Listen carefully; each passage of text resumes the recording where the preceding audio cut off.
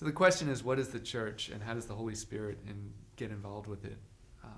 When you think about the church, you think about stained glass windows and a building where you go on Sunday for Mass. But when you put those together, it sounds like some holy haunted house. And that's not what we're talking about. We're talking about the church as the community of believers.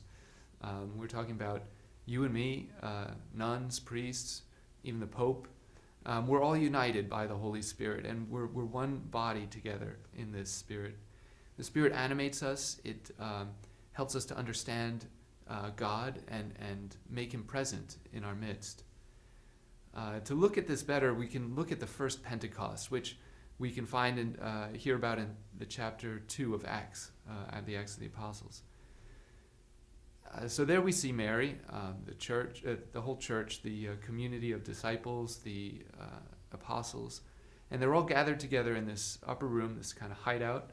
They're praying, and suddenly there's this violent wind. There's this things that look like tongues of fire that come down and rest on each one of them, and they're filled with the Holy Spirit. Immediately they go out, they start proclaiming the good news about Jesus to everyone.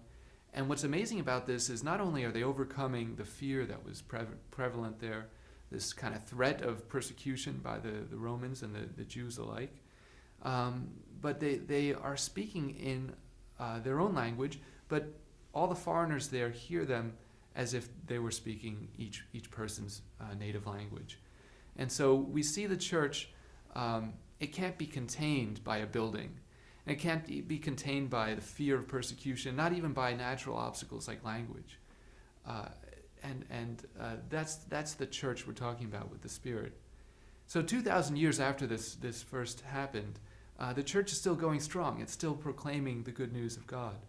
And it's still undaunted by the opposition it faces. It's outlasted the Roman Empire, everything else that was around at the time.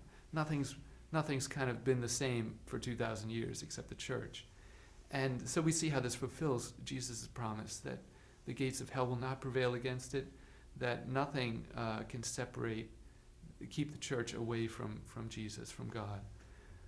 And there's a quote from Pier Giorgio Dengler. When he was talking about the church to people in his day, he says, "The times we're going through are difficult because persecution against the church rages as cruelly as ever.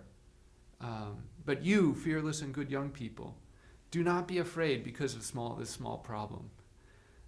Bear in mind the fact that the church is a divine institution that cannot end and will endure to the end of the world, and the gates of hell will not prevail against it."